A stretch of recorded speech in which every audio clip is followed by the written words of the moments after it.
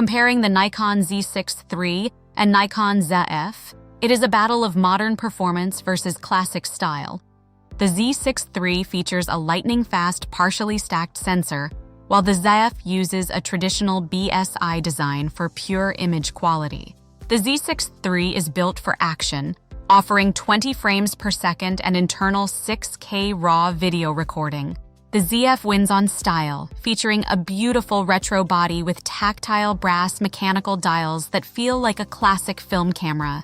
But for professional work, the Z6 III's deep ergonomic grip and industry-leading electronic viewfinder are hard to beat.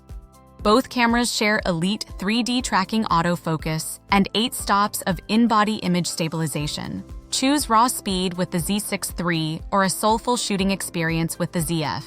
Either way, you can't go wrong. Thanks for watching. Let us know which one you'd pick in the comments. Happy shooting!